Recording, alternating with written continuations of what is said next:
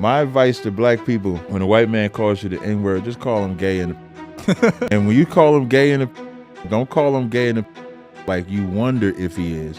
Call it like you know he is. He says he's Nigerian. He came to our Passover event with a white woman, so we kicked them all out. Oh. I don't think nobody's better than Jay Dyer, Andrew Wilson. Jay Dyer is a child. Like, he's a child that wears a short helmet when he goes to school. That's why, because I can't say the R word.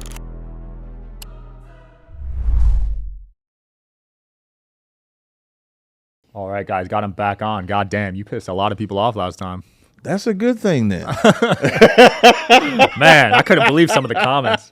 I was looking at some of the comments, man, and they was extremely mad about the Tom Hanks reference, about the gay reference, about black people, white people more gay than us. It was a lot. I mean, but the truth hurts. Sometimes if you can actually get the minutia out the way of your feelings and just listen to what's saying and think about it, I don't think nobody would be offended. Like when white people say true stuff about my people, even if it's offensive, if it's true, it's true. Really? I mean, if it's true, it's true. I mean, what can I say? Okay. I won't defend wrong. If it's wrong, it's wrong, no matter what the race is. I feel that. I may give a perception or a position on how it got there, but I wouldn't justify it either. Yeah. So that time, I think that what got white people mad the most, that Tom Hanks reference, because it had everything in there. It had child molestation, and it had loving whores, it had all of that. Well, that's white people's favorite movie, too. Yeah, that's why it bothered. Think about that. Yeah, Forrest Gump. Every white person loves that movie. They got it in their top 5. Yeah, and think about that. And that's one of the nastiest white movies ever made. Oh, man. All right, Chud the Builder. He's currently on a $1.25 million bond. Do you think that's too much money? No. Listen, man, I thought it was only going to be like $50,000. Yeah. First of all, I didn't even think the charge was going to be attempted murder. Because Chud, he's a white guy that's obviously has a sexual deviancy that I'll explain what I mean by that. But I didn't think that he would get the way that they presented it when it first came out was almost like he was defending himself. And then if not for the other camera angles, I think this would be another case of a white man getting away with harming a brother. But I was exceptionally surprised that his bail was so high. And I'm going to tell you why I think his bail was so high. Before I do that, I think Chud represents two things. Chud represents a fear that black people have over a word that they should stop having. Now, I don't believe any white person should call me the N-word, ever, under no circumstances. But if a white person was to call me the N-word, it's not going to put me in a state of fear or shock or anything like that. I'll just respond in kind verbally, the same way he's responding in kind verbally, because you can't assault somebody over a word. Yeah. But black people have been so galvanized, and they believe, if you believe that you're the N-word that the white man is calling you, it will put you in a state of shock. I don't know what to say. Right. My advice to black people, when a white man calls you the N-word, just call him gay and a pedophile. Again, and when you call him gay and a pedophile, don't call him gay and a pedophile like you wonder if he is. Call it like you know he is. Like, say something, man, your wife was just calling me, telling me, how can we get Chud to stop getting pegged in his behind? How can we stop him from molesting children? And when you talk like that, you're going to get into his soul, into his spirit. So now the way he's attacking you verbally is the way you can attack him verbally. Now, if he attacks you, now you're self-defending. Because his whole goal as a masochistic white man, which is what Chud was, when we found out that, and I don't know if you know this, but when we found out that he was getting pegged in his ass by a black woman, by a black trans woman, wow, that also says a lot. Because if he goes from getting pegged by a black man to now having black people try to attack him for saying the N-word, and he's masking it behind First Amendment rights, when really that's his sexual fetish. Right. His fetish was getting abused by black people by calling him the N-word, and then they attack me, and then the gun is his safety. You know, like when people is in them sadomasochistic relationships, they have a code word to stop. Yeah. Like if they getting so abused. That gun represents his code word. So that's his code word. So he shot that man because that man, first of all, He told him he was a war veteran, suffered from PTSD, and he didn't want to be a part of it. And yet, Chud still pressed forward. So when they get into the physical altercation, that's when he pulls out the gun and then he shoots him. That is typical white behavior.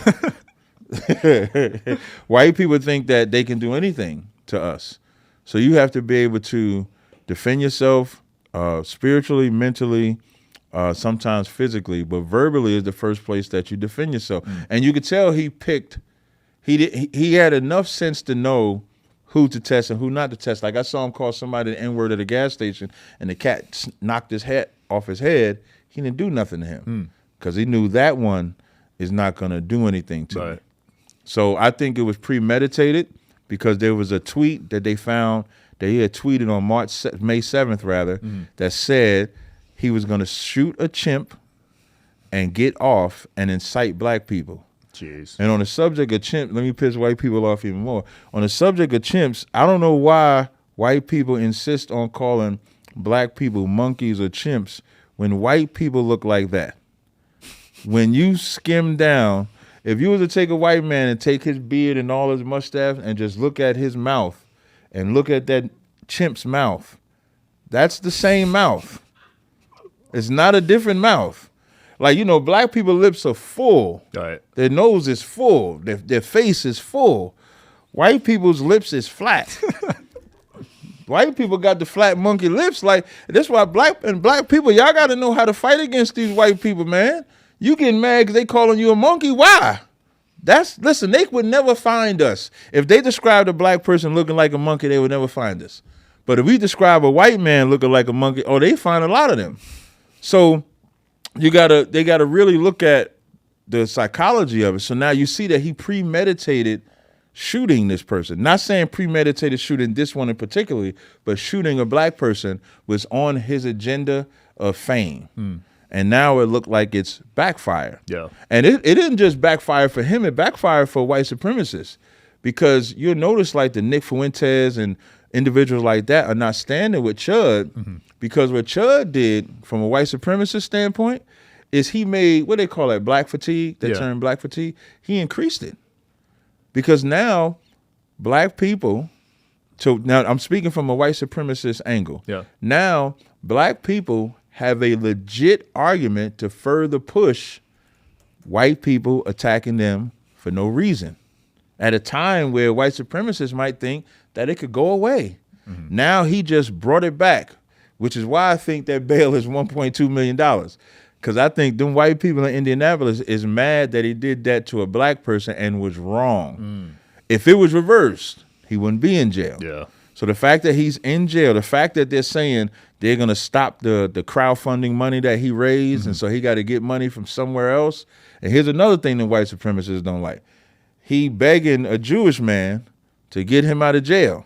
So now Chud is begging Aiden Ross. I'll send you the video if you don't have it. So there's an audio that this podcaster, I don't know what his name is off the top of my hat, but Flacco was doing this commentary, and he playing this video of this podcaster, and the podcaster, white people are so diabolical. So the podcaster wants us to believe that this is a First Amendment issue.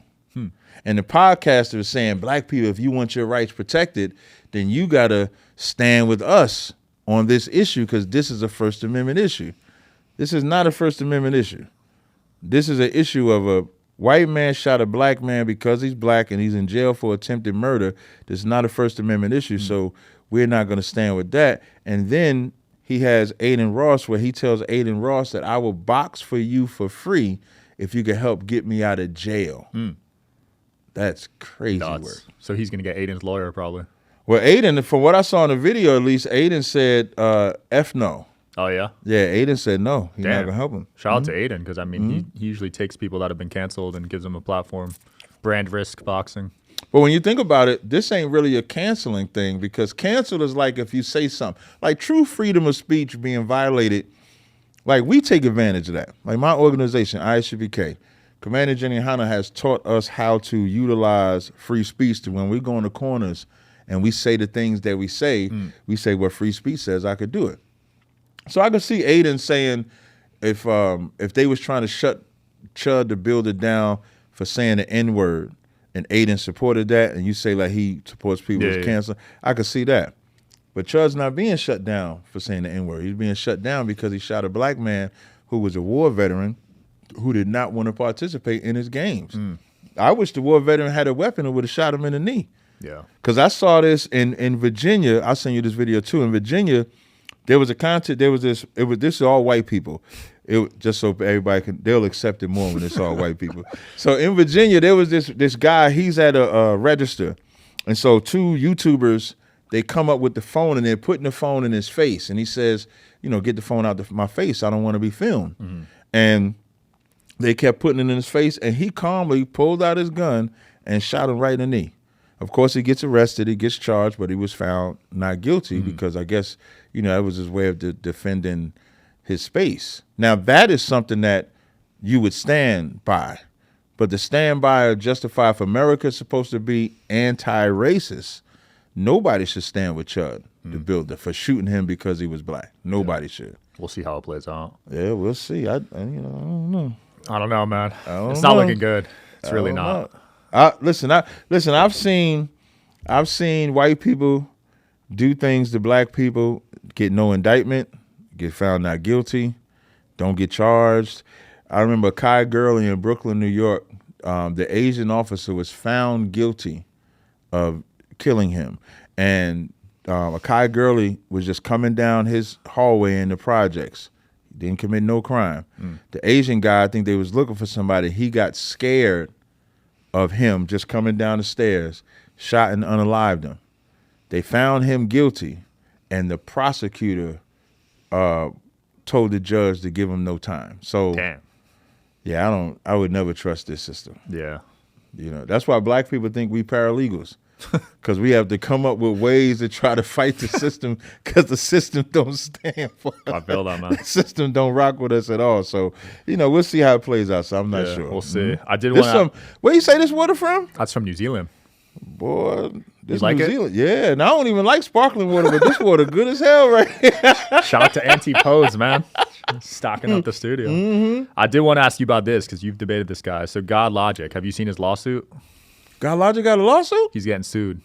Oh, he's getting sued. Yeah. Have you seen this? No, who's he getting sued? God Logic. Yeah, I'll fill you in. That's one of the nicest Christians. I like God Logic. That's one of the nicest Christians I know. Who's suing God Logic? I'll fill you in on what happened. So he debated this Muslim called Muhammad Hajib. Muhammad Hajib. Do you know who that is? Hijab? I don't know, but so he smoked him. So the guy sent him a copyright on YouTube to take the video down, and then I guess it worked. So he's basically suing God Logic, and he took his video down. First of all, I want to say, God Logic is horrible against me. Like I beat him in his own house. Damn. Yeah, I went to his house, smoked him in his own house. Dead serious. So, and that's why I said, like, I like God Logic. Like, outside of debates, he and I have a decent enough relationship. So when I was in Vegas, he knew I was in Vegas, invited me to his home, we debated, and then I beat him. But I'm confused because I say that to say, I think he's the best Christian I've ever debated. Really? The best. Wow. I don't think nobody's better than Jay Dyer, Andrew Wilson. Jay Dyer is a child. Like he's a child that wears a short helmet when he goes to school. That's why, because I can't say the R word. So he's a child that wears a short helmet to school. He's better than Sam Shimon. If I had to rank him, I would put God Logic up there, Inspiring Philosophy. He's another good one. He's a white guy for those that think I'm biased. So that's God Logic and Inspired. I like them too. Yeah. But God Logic is an expert at beating Muslims. He's beating Muslims like left and right. Yeah. Like it's nobody's business. I mean, he gets threats because he's beating them. Yep. Sheikh Utman, the cat that you had in there, he's ducking him. Yep. If I can say, when we talk about Muhammad, police be upon him. I know they don't like that, but, that's what it is. And so, but if he took the video down, why is he still suing him? So God Logic didn't take the video down. The guy sent him a copyright strike. Right. I'm saying, right. So you get the copyright strike. Yeah. And so you have to take the video down. But God Logic's still talking about it.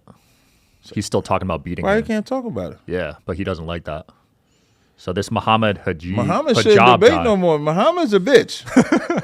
Muhammad's a bitch. That's what we call a bitch ass nigga. Like, why are you that? Why take a debate if when you lose now you already got the video down? He gonna lose that lawsuit. God Logic. I'm gonna pray for you, bro. Well, shout out to God Logic. He did a GoFundMe and he raised $30,000 in like a couple hours. So and so like when you say sue, like sue for how much? Well, I don't know. I don't know the details, but man, could you imagine losing a debate and then suing the other guy though? No, I can't. I don't lose debates. So. I don't know what that feels like. I don't know what that feels like to lose and say anything. I don't know that feeling. But apparently, wild Muslims will do that to you. Has that happened to you where you beat someone so bad they took the debate down? Vocab Malone. Oh, he took it down? The reason why I won't entertain Vocab Malone ever in life is because I went on his live stream. We're debating back and forth. So content is content. Like even when I film with you, you haven't complained about me using the content. No. And so I take the video and I put it on my channel. And of course he lost. Mm-hmm. And he didn't do the strike. Well, it came as like a warning. If I didn't take the video down, I will get a strike. Got it.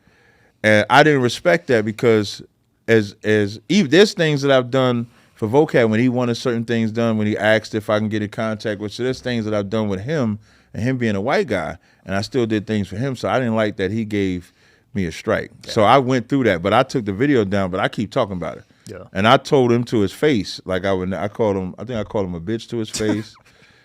Yeah, I'm different. I don't respect that though. Yeah, I don't respect that at all. You gotta own up to it. You gotta own up to it. Like even even when you have debates, every debate that you have, there's gonna be a spot where you might not look good. Right. Where you might have answered the question wrong. Like I've had that. Like I've not answered the question right. Yeah. And so people get their viral clip where they say, look, I got Cap here, I got Cap there. Mm-hmm. I ain't never told nobody, hey, take that video down. I ain't never put no strike on the channel.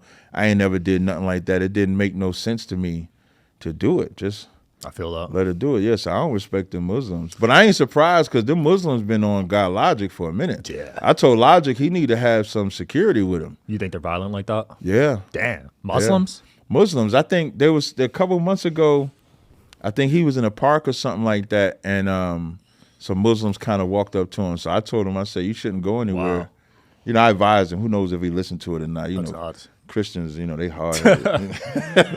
I mean, you piss a lot of people off. Do you feel like you need to roll with security ever?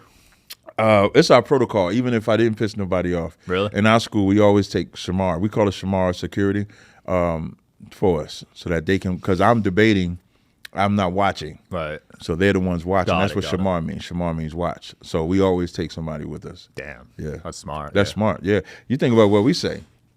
We say way more crazier shit than God Logic. That Muslim wouldn't want to talk to me. No. You see, Sheikh Uthman almost ended the debate when I said police be upon him. He almost called it. He almost called it. That was a good one, bro. I want to set you guys up again. Yeah, I would like to. We were supposed to, and this how I know I beat him because we were supposed to do something again, but he won't contact me back. No way. No, I've texted him, I've called him, and he won't contact me back. So when you speak to him again, you tell him exactly what I said. That's how he know he lost. He hasn't done a debate since that one. Damn, it's been a while. That bad. Yeah. And then that one, I couldn't even attack him. I felt like I misunderstood when you sent me, like you didn't do anything wrong, but when you sent me the subject, I misunderstood it. I looked at it as, is the Bible the word of God? Like it was going to be an offense, defense, but really it was all me on defense, him on offense. That's true. So I had to work a way to make him talk about that Quran, which I did, but he won't. I mean, I would love for him to debate, but it just got to be. Yeah, you didn't get any crossfire on your end. No, I couldn't because of the way the title was. So I had to take every question he had, and the only thing I could do was get to talk about Muhammad and Aisha. Yeah, and that worked. Yeah, that worked. That worked wonderful. That worked wonderful. Because then they get to show, like, for all the righteousness they say in the Quran, you can still sleep with a 9-year-old. Yeah, who apparently that was her second courtship. So she had already courted one man before Muhammad. So they just passing around little kids like left and right. It's nuts. Why do you think Islam's the fastest growing religion right now? Because I think the humans want to have some type of spirituality. And I think Christianity is failing so much from finding out about child molestation and gay. Like in New York, the Roman Catholic Church just settled almost $1 billion. Damn. Yeah, I'll send you the link for that too, because I did a story on it. Like, they just got finished selling almost $1 billion for victims of child molestation. Jeez. So you got people looking at the Christian church and seeing the hypocrisy in it. And they just haven't studied or looked at the Quran enough to know that it has nothing to do with the Bible, but because they talk about Allah and God and Jesus and he's a prophet and stuff like that, it seems like the easy transition to kind of keep your spirituality. But then once you get into Islam and start seeing all the bullshit with that, you'll leave that too. But I think that's why it's one of the fastest growing. It's looked at as the more disciplined one, even though they just as savage. Yeah. When you go to the sub-Saharan, like they always like to talk about the transatlantic slave trade and the Spanish Inquisition, the doctrine of discovery, but they don't ever talk about the sub-Saharan slave trade. A lot of Africans are Muslims because of slavery. Because of the sub-Saharan slave trade.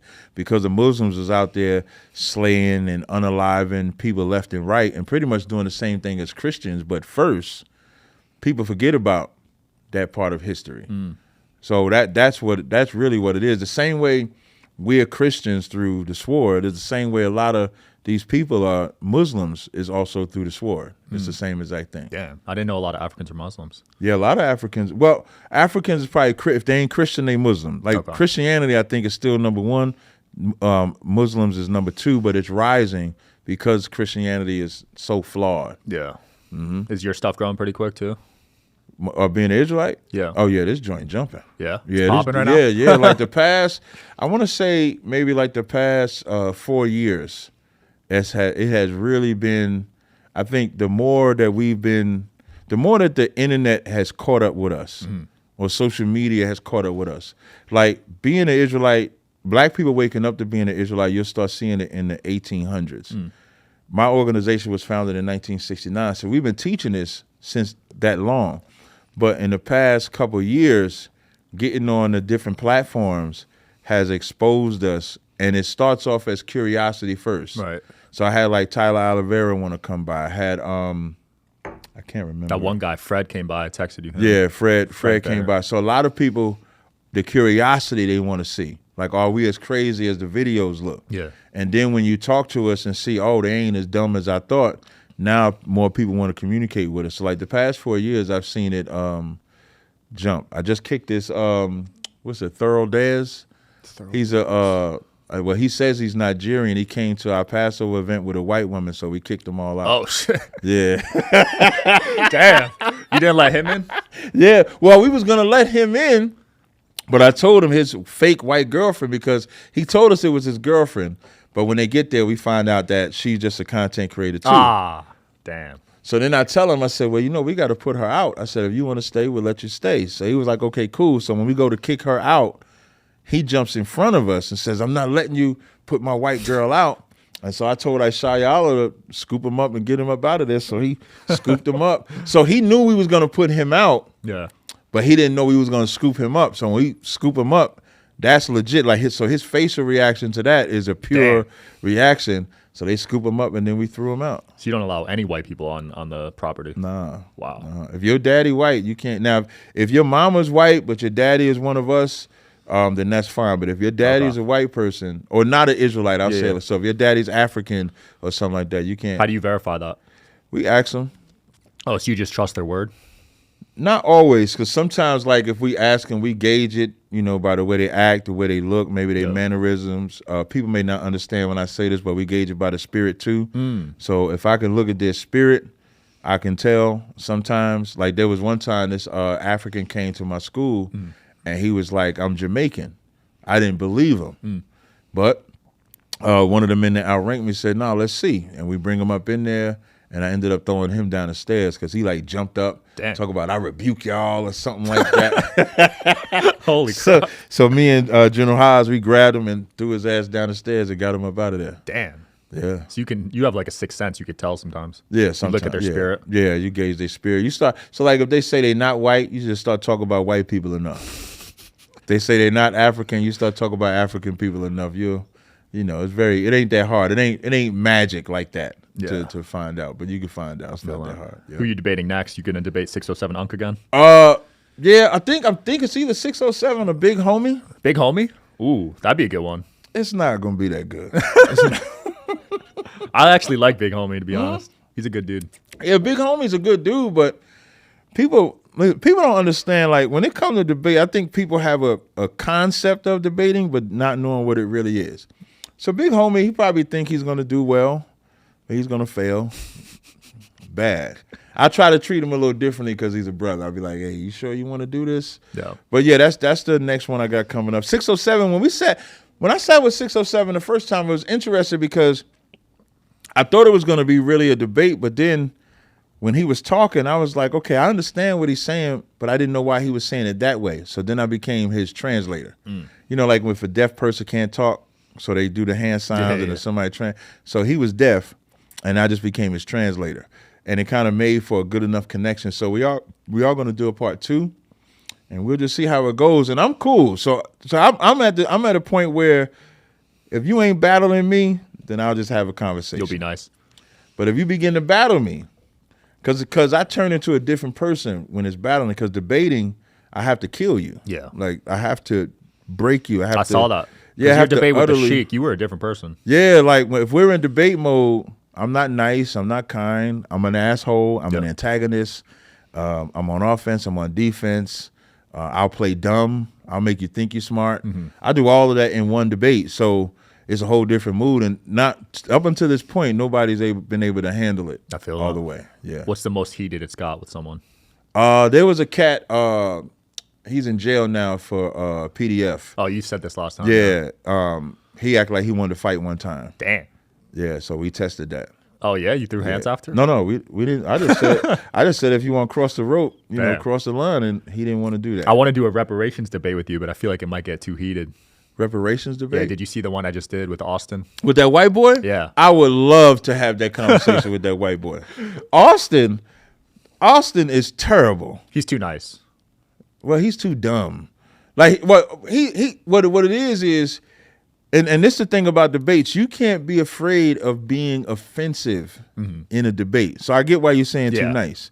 And if you have if you battling a white person on the subject of reparations and you love white people, it's gonna be hard to have that conversation. Right. Because you have to go for the jugular. And what that white guy did, that white guy had no problem going for the jugular. Facts. So if you're not willing to go there with your opponent, then don't get in the ring with that opponent. If I'm not willing to go wherever place he's going, then I should not get in that ring. If I know he's gonna be an utter savage and I'm trying to be nice and I think being cool gonna get it, no, because as he's being a savage and I come, well, you can't really say that like that. You know, I'm gonna look bad. 100%. Yeah, so I would love to have that conversation. I'll set it up. That reparations. Yeah, Austin, I felt like he was holding back. He's got a lot of white friends. He's half white, I think, anyways. So. Oh, I didn't know he was half white. Well, but he you looks can't like be he's afraid. light-skinned. But, yeah, you can't be afraid to offend. And if your white friends don't understand, and here's the crazy part, when this is what black people suffer from. Black people be trying to think about white people's feelings when they have conversations, but white people are never thinking about our feelings when they have conversations. No. Listen, there's nobody that loves white people more than black people. Nobody. Nobody that loves America more than black people. Nobody loves more than black people. White people. Now, if we can transition that love to our own people, it'd be absolutely amazing. That clip went viral when you said black cities. Yeah. Yeah, you want that. Yeah, because it would be great. Now, and the thing about it is, I wonder if they're pissed at the black city or if they're more pissed that their city would be shit. Good point. A lot of them were commenting like you already have them, but they're hoods. You know, they were Those not our cities, though. Yeah. But when I'm saying our city, the policing of that city, absolute taking care of. Like when they talk about their hoods, right? You notice in two cities, you have two different areas. They call it suburbs and they call it urban. Right. The urban is more where we're at. The suburban is more where white people are at. But the police, the governor, the mayor is responsible for both cities, whether it's urban or suburban. It's responsible for the same city. So if the policing is better in the suburbs, but it's not better in the urbans, that's not our fault. That's not the community's fault. That's who's ever in charge of the community. So when I'm saying our own cities, I'm not talking about a city that's predominantly black. I'm talking about a city that's run by us the right way. If we can, I was looking at this. There was this stat on Instagram I was seeing, like in the early '60s or '70s, the Black Panthers had a breakfast program that I think went out to 45 different locations, where they was taking their own resources and funding and providing food and breakfast to children because of how important that is. If a child wakes up and they can't eat, you can't ask them to do anything because their belly is empty. Right. And the Panthers understood that. And the answer by the government was to infiltrate and destroy the Panthers. Damn. That's what I mean. Imagine if the Panthers were left alone, that breakfast program would have turned into a lunch program, would have turned into a dinner program, would have turned into other programs. And that's the threat. That's what I mean. So if you want to talk about black cities, let's talk about genuine black cities that we had and look at the destruction and then look at the governmental replacement and then what they did not do and what they allowed. So drugs is allowed in the urban areas. It's not allowed in the suburban areas. Who's controlling that? Because we're not. Right. Now, we're controlling it as far as accepting. And so when you take a people impoverished, they'll look at anything as survival. So drugs became the survival. The guns became the survival because we think that's all that we have because that's all we have access to. But if those drugs and stuff would have stopped, if we would stop being systematically targeted, our cities would be just fine. So it's not about just black people being in the city. It's about who's taking care of the city at the same time. Why do you think the government constantly targets the black community? Because our rise is their fall. So you think, so they think that the black people will accumulate and overtake the government? Not even overtake. We wouldn't even bother y'all. What do you mean? When the Great Depression happened in the 1900s, that was only about white people. That was not about black people. That's another thing. Black people, I remember when the towers fell and we in a recession. I thought black people have been in a recession since we've been in America. But during the Great Depression in the 1900s, you had white people, it was very poor time. But black people, that's when we was building our cities. And even as we always talk about them black cities, you'll never hear about them trying to take over any other city. You'll never hear them trying to take over the government, do this, do that. The reason why the white man has that in his mind is because that's what he does. When the 13 colonies was established, the white man disguised himself as the Indians because he was a bitch. He didn't want to be a man and just do it, but disguised themselves as Indians, and they did the Boston Tea Party. Right. Then went to war with the Britons, and then won that war, established the 13 colonies. Then the southern states say, well, we got more slaves, they're men, we got more power than you. They wanted to separate.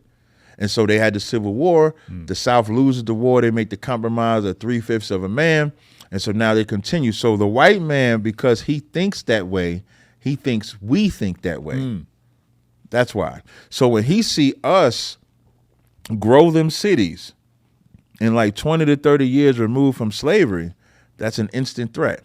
When he see the education that we're able to develop, even athleticism that we're able to develop, the baseball leagues that we were able to develop, all of that is a threat to him because he's a capitalist. In order to capitalize, you have to capitalize against your enemies, against your opponents.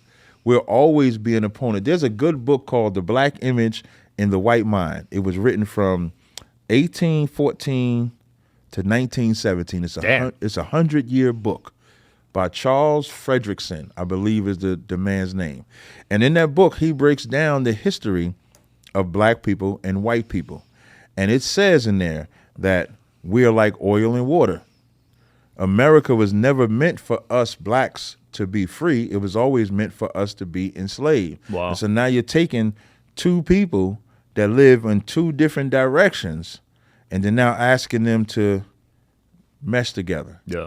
So we can't mesh together. We'll always be an enemy here.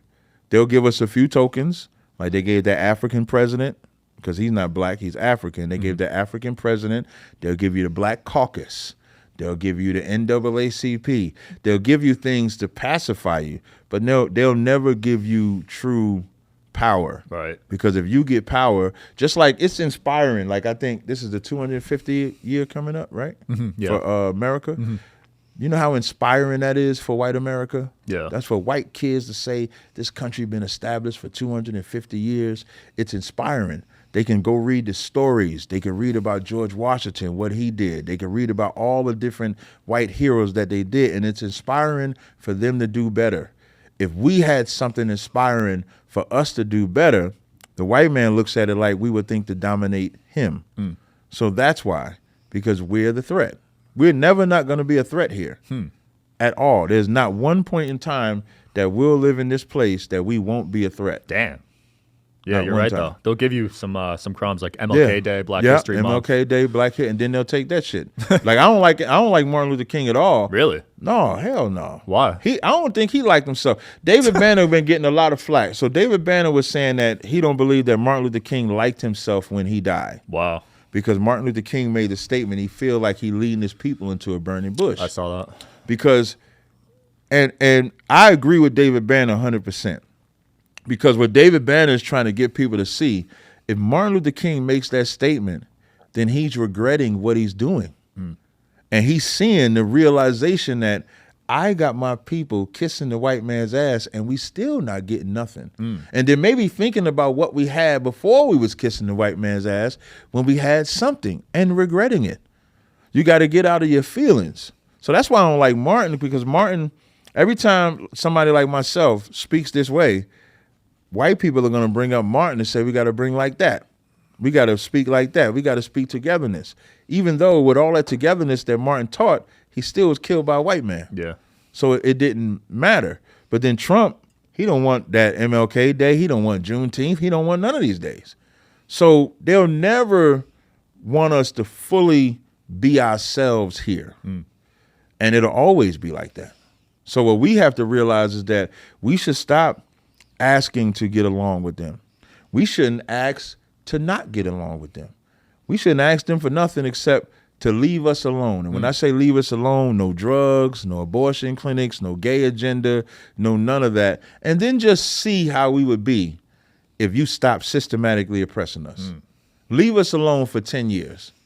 And if we're not better, then go ahead and systematically oppress us and keep it up and say, hey, y'all, we gave y'all 10 years, y'all didn't do nothing. But I guarantee you, if they was to stop systematically oppressing us in 10 years, our cities, our communities, and everything would be better. Wow. So that's what you're trying to do right now, basically, right? Yeah, with your community. That's what I would prefer, yes. Yeah. So when we go into our communities, it's not about separating from white people in the sense that you can't live in a society, because even that's weak.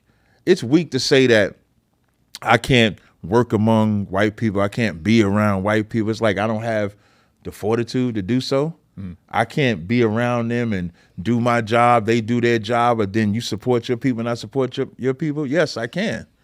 But we have to get rid of that fear of them. Yeah. There's another video that I'm going to send you of this little black girl. I put this on my Instagram channel. This little black girl is in the park and her mother put the video up. The little black girl is in the park and she's crying and a white female officer is walking up to her. And the female officer is walking up to her and talking to her kind. She's not there to attack her. But the problem was when the cops came in there, that female officer included, and they were looking for somebody and running through, the little black girl put her hands up in the air, began to cry because she thought she was going to die because she saw the police. Damn. Now, remember, the police are supposed to protect and serve. Yeah. But the stigma that black people have of police, that they're going to kill us. And it's instilled in us at that young age. And that's why the mother put it up, to show the psychological trauma that we've experienced. Now, racist white people or people that don't have compassion will say, how long are we going to talk about this? If somebody actually listens, we have to keep talking about it because it keeps happening. If you want us to stop talking about it, stop letting it happen. And then when you talk about it, they can say, hey, man, we gave y'all the 10 years. Why you still talking about it? Hey, we did this. Why y'all still talk about it? We did that. Why y'all still talk about it? But there's nothing that they've done that's tangible enough for me to stop talking about it. So yeah, it's generational trauma at this point. Yeah. Right? You know, they did a test, 2 tests. One, they showed how slavery was in the DNA. Wait, what? Slavery was in the DNA, meaning that if you take a woman that's pregnant, she could pass anything hereditarily. Alcoholism could get passed down, high blood pressure, XYZ. trauma during that pregnancy can get passed down too. So they showed how the traumas of slavery would pass from the father to the mother, from the mother to the baby. And then that baby comes out with that trauma. Damn. Then they did this. I love talk about this part. It was the cherry tree and the mice test. They had this cherry. So imagine this is the cherry. Yeah. They put this cherry and they put these mice. I don't know how many mice they put in there, but they put these mice, and the mice would go to the cherry. Mice was eating the cherry, kept eating the cherry. And then what they did was they put a grate around the cherry that had an electric shock. And the electric shock didn't kill you, but it almost would kill them. And so them same mice that was going to the cherry tree start going to the cherry tree, but then they keep getting shocked. Keep getting shocked, keep getting shocked, keep getting shocked, keep getting shocked, keep getting shocked. And so then they removed the shock. They removed the shock, but the mice still wouldn't go to that cherry tree because what the test was showing is that it wasn't the shock that they was remembering now, it's the smell of the tree. So the smell of that tree, if they smelled that tree, they stayed away. Wow. Then they started mating the mice, but they were mating the mice with mice that had no memory of the tree. And so as they were mating the mice, the babies still wasn't going until the 5th generation. Damn. Of mating. That's crazy. That's how long they had to mate the mice before they would go to that tree again. So if slavery was 100, 150 years ago, that makes sense. So people are still living with still, that trauma.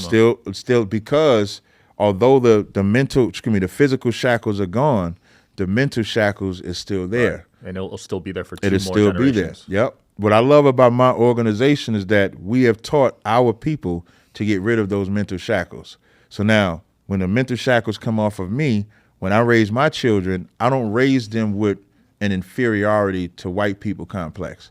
I don't raise them to where, like, what white people may not understand, when black people raise their kids, inherently when a white person comes along, they make the kid sit upright. They make the kid behave. That's true. When they're around black families and stuff like that, the kids can act however they want.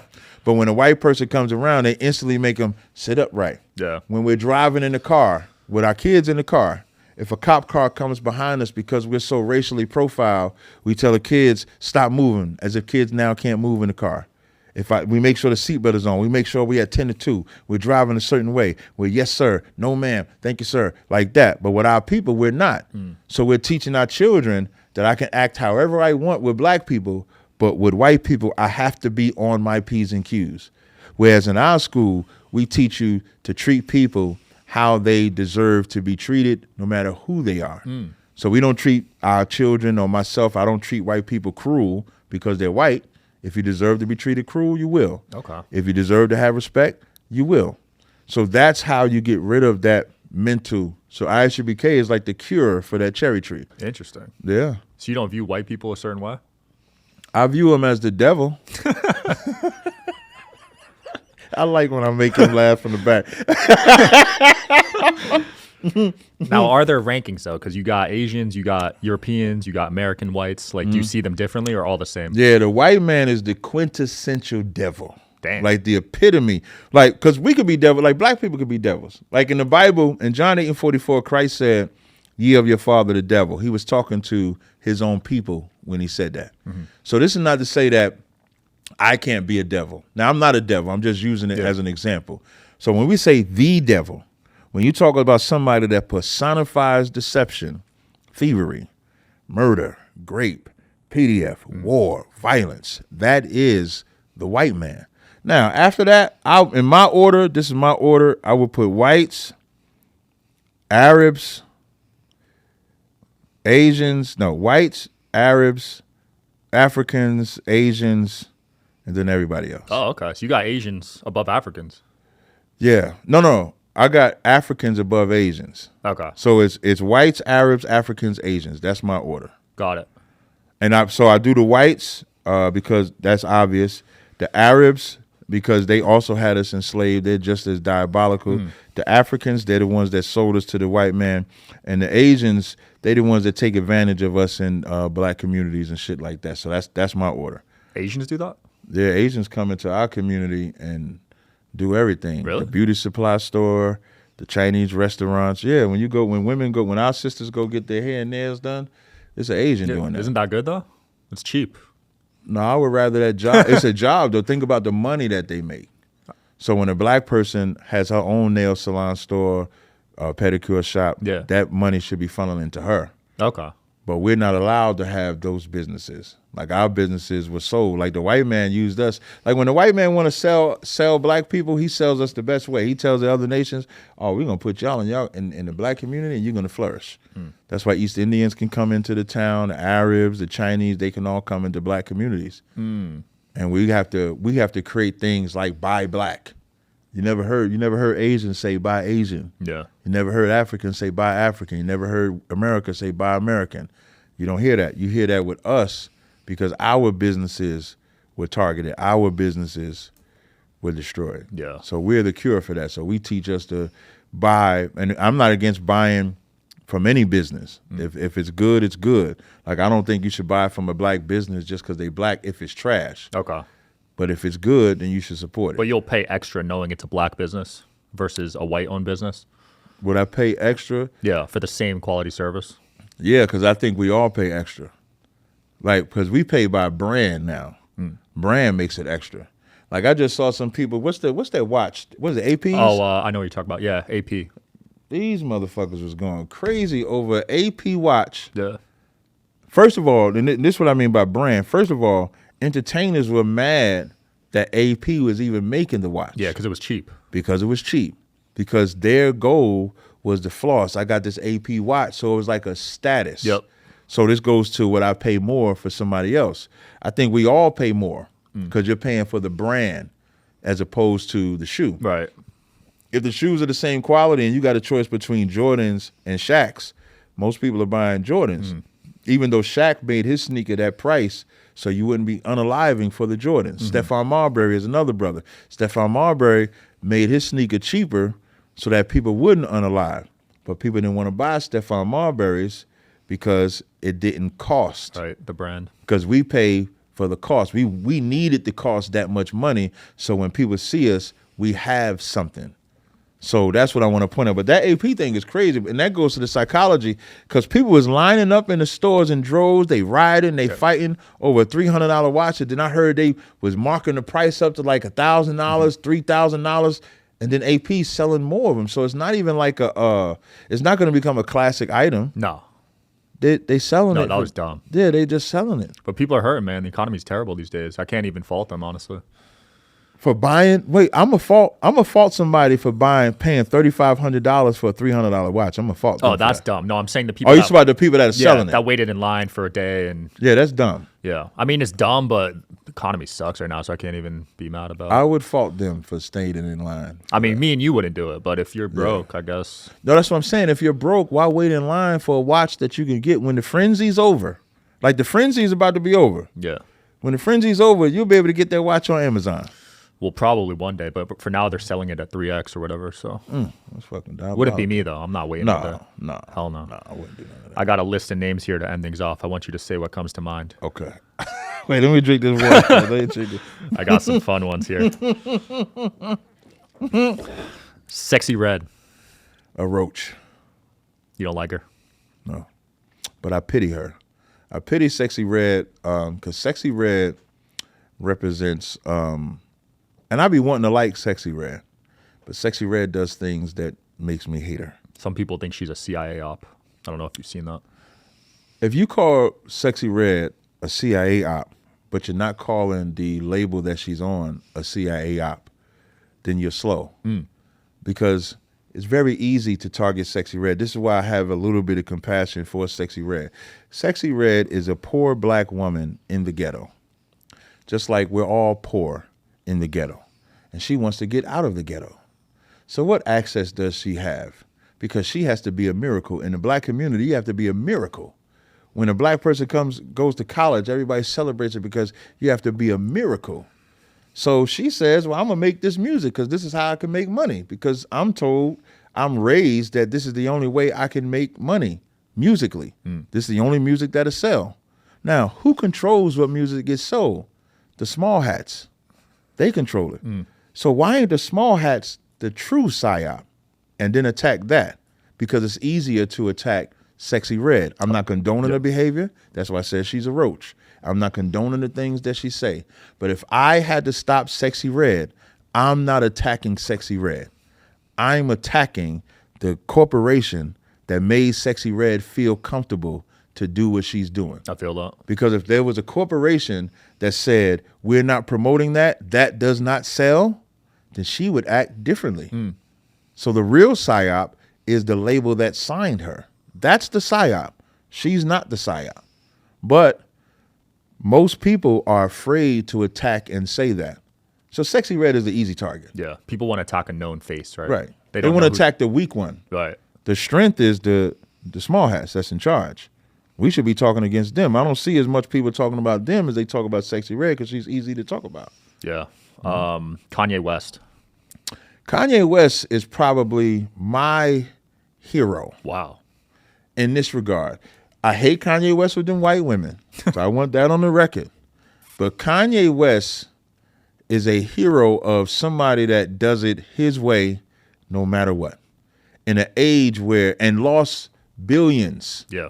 Lost advertisement, lost friends, lost so much. But doing it his way was that important. And I think more should look at that. Like he had no problem talking about the small hats. He had no problem battling the small hats. He sacrificed his sneaker deal. He sacrificed so much. That's why he's a hero. Like he's an absolute hero and a treasure. I don't condone his sexual deviancy is what I call it. For dealing, you deal with white women, you're a sexual deviant. But outside of that, what he does and how he does it, and you know he's everybody else's hero. Because when he went and performed, look at his stage shows. Sold out. Look at his presence. Sold out. If they would have let him into Europe, he'd have sold out there. Yep. And what I said on this podcast that they ain't released it yet, that's some gay shit, but I ain't gonna say nothing. But what I had said was the reason why they won't let him perform in Europe, and the reason why is because they thought they defeated Kanye. They thought that they beat Kanye West enough to where, okay, we're going to let him perform, but he ain't going to sell out. And then they saw him sold out, and they were like, damn, he didn't miss a beat? We got to stop that. And so that's why Kanye West is a hero, is what I would call him. Yeah, I agree. This one's an interesting one. You've been on a show, I think, Adam 22. Adam 22, he's another masochistic freak-ass boy. That's a freak booty boy. He's gay too. Like, and when I'm saying gay, I ain't seen him do no gay shit. But if we was ever find out he did gay shit, I wouldn't be surprised. No one would be surprised. Yeah, because any man that would any man that wants to watch his woman get fucked by another man, you're gay. Yeah. So that's what I think. I think he knows how to run content. He filters out. I don't know if anybody pays attention, but outside of maybe core people that are employed by him, he knows how to flush in and out people. So he's good at what he does, but he's a gay, freaky ass boy. Can't argue with that. Erica Kirk. Erica Kirk is a useless prop.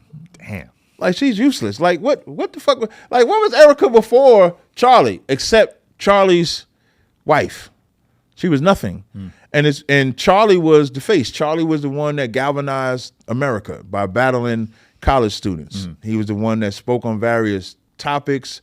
He was a lightning rod for Trump and the whole 9 yards. And so when I say a faceless and useless prop, it's because Charlie Kirk's death is the only reason they're using Erica. Erica don't have a personality. She don't know how to talk. She's just somebody that they throw out there to take advantage of Charlie Kirk's death. If I was her, I would sit my ass down somewhere. That's why the best content creator that I know of, Druski. Druski, yeah. That's why he made a skit, because she's pointless. She's just a blonde bimbo. Man, that thing went viral. Yeah, that's it. White face. Yeah, right? that white face. What do you think of white face? I don't think it's white face like blackface. I think it's comedy. I compare what Druski did. The best comparison for people to understand, and I'm going to use this so you can understand the difference. Blackface is derogatory. How so, though? Because blackface, when you think about blackface, that's when they had the Sambos, the Mammies. It was about making fun of black people in a animalistic way. That's what blackface is. But now, what Druski did is comparable to what Robert Downey Jr. did in Tropic Thunder. You ever seen Tropic Thunder? I haven't seen that one. When you get a chance, watch Tropic Thunder. Tropic Thunder, Robert Downey Jr. played in the movie. So now in the movie, he's an actor. So he's playing an actor he's a white actor that, because he's about to play a black person, gets cosmetic surgery to blacken his skin, blacken his lips, get an afro to go play this black man in a movie. And when I tell you, it's one of the funniest roles I've seen. That's what it is. Robert Downey Jr., that was not blackface. That was comedy. What Druski did was comedy. What the Wayans brothers did with white chicks, that's comedy. Right. What Eddie Murphy did, that's comedy. So there's a comedic way that you can actually do it where it's not blackface. So, and that's why I'm using that, so nobody can say that I didn't agree with Robert Downey Jr. I did. I thought it was the funniest shit ever. Right. When he was like, "You people," he said, "What do you mean, you people?" Like the shit was funny as hell. That makes sense. So when it come to what Druski did, that's not whiteface. That's just comedy. And Druski has done comedy for everybody. Everyone. And here's how you know people are in their feelings. Nobody said Druski was wrong when he was the white hillbilly. Druski did a comedy sketch where he was a white hillbilly, and if you didn't know it was Druski, you'd have thought it was a white man. Yeah. He sat there. The white man went through the drive-through, rode through, I think, some raceway, was talking to other white people, drank with white people that don't even know, unless that's part of the skit. I didn't even think. He did the shit so good, I didn't even think that the white people that he was drinking with knew he was white. That's how good he did it, and nobody cared. It's because it's because of a white woman. It's because it's a white woman, and it's because it was Charlie Kirk's wife that they try to make a big deal out of. But the shit is phenomenal. I agree. Yeah. Two more. Jesse Lee Peterson. Jesse Lee Peterson getting too old. That's what I would say. But Jesse Lee Peterson is somebody that he's probably the greatest coon on YouTube. Definitely, he is a troll. I mean, and when I say troll, now, if you want to talk about original troll, you got to put Jesse up there. I've seen Jesse troll everybody. Like, I had the opportunity to be on his platform, and I think I watched probably 25 of his videos beforehand, so that I could be mentally prepared for his troll. So you knew he was going to troll. Yeah, I knew it was going to be a troll. I had to answer the questions fast. He was going to play dumb, but he's not dumb. One of my favorite episodes is when he got the gay man to lead the show, because he asked that gay man, "Are you the husband or the wife?" And he got him to leave. So, but I think he's the greatest coon, but he's also an excellent troll. He's one of the original first trolls when you talk about on YouTube. Yeah. And that's what I think. Shout out to him. This one's interesting. I want to see how you answer this one. Michael Jackson. Michael Jackson. Michael Jackson is like, do I tear him down first or do I build him up, or what do I do with Michael Jackson? So Michael Jackson, right? If you just go with the entertainer Michael Jackson, there'll never be another Michael Jackson. They be talking about the Chris Browns and the R. Kellys, and as great as Chris Brown and R. Kelly is, they have limitations when it comes to Michael Jackson. Michael Jackson owned black people, white people, Asians, Chinese. He can go to Bangladesh. He got Iranians loving him. When they go to the concerts, they got to have like 12 ambulances because these white bitches gonna pass out. Everybody, like Michael Jackson go on a stage and he does like this, the crowd goes crazy. They're crying, they're doing all. There will never be a Michael Jackson. There's nobody that can galvanize people like that with Michael Jackson. But all that said, he's weird as shit. He say he got vitiligo and the skin tones and changes and stuff like that. So there's definitely a downside. I hated the Michael Jackson movie because the Michael Jackson movie vilified Joe Jackson. Is that his dad? Yeah. And I don't think you got to look at Joe Jackson is raising the boys and girls. I think collectively was 9 or 10 kids maybe. Let's say 8. I'm going to just say 8, right? Let's say it's 8 kids. I think it's 9 or 10. He's raising them in Gary, Indiana. And he's made them all successful. All of their success is because of their father and their mother. And how do you vilify that in a movie and then make it seem like the white executives is saving Mike from Joe Jackson. Without Joe Jackson, there would be no Michael Jackson. There would be no LaToya Jackson. There would be no Janet Jackson. There would be no Jermaine. There would be none of that. So I hate the movie because they should never vilify it, but that's another example of what they do to black fathers, especially. Hollywood. Hollywood. They will always vilify black fathers. You have the PDF charges on Michael Jackson. So you got to always look at that when it comes to Michael Jackson. So every time, Michael Jackson, from an entertainer, I think he's the greatest entertainer ever. I don't think no entertainer, white or black, can top him at all, ever. But I think there's also some demons in dark. I think he called women fish. He was like, look at the fish. There was a video I saw when he called the women fish. He was talking about women's titties. So clearly he wasn't as clean cut as he say. And I don't know if them kids is his. Damn. I don't know about them kids being his, because it's one thing to say Mike got Villalago, but you saying them kids ain't got no blackness to him. So I don't know if them kids is his or some type of surrogacy or something like that. But I do think he's the greatest entertainer. But I'm not a Michael Jackson person. Yeah. Because I don't know about that dark side of him, and I think children should take a precedence over celebrity status. And so I don't know if I can exonerate him like that. I haven't seen enough to exonerate him. A grown man with children in the bed with you is some freaky ass shit. That's weird. And if it wasn't Michael Jackson, if it was Michael Jenkins, and you found out Michael Jenkins has children in the bed with him, you're going to say he's a pedophile. 100%. So if Michael Jenkins is a pedophile, Michael Jackson is a pedophile. So that's it. Yeah. Well, dude, this was great. What's next for you, man? I'm going to do this joint with 607, see how that goes. I think I got some other stuff and just doing my regular debates. Oh, when we going to get the Cliff and the Netter one? Yeah, we got to do that. They only want to be virtual, though. Would you do that? Yeah, I'll do the virtual if that's what they... Oh, they don't want to come to Vegas? Nah, I prefer in person, but yeah, I think I guess we could do virtual. I think maybe the last time... You tell them I said this. The last time we was in person, we beat their ass so bad. Matan, right? Yeah. Yeah, I saw that one. That's probably why he don't want to do it in person. That one got a lot of views. But I don't mind doing it virtual. And if there's... I still would like... I'm going to say it on your live stream. I still would like to speak with... who did I ask you about before?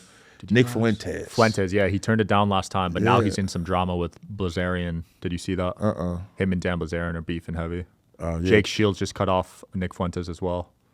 Oh, he did? Yeah. Yeah, tell Nick. Tell him talk to the black. All right, Nick. We're watching this now. See you guys. See y'all, man. Peace, man. Yeah, Thanks for watching all the way to the end, guys. Please hit like and subscribe. It helps us grow the show and helps us get bigger guests. Thank you so much.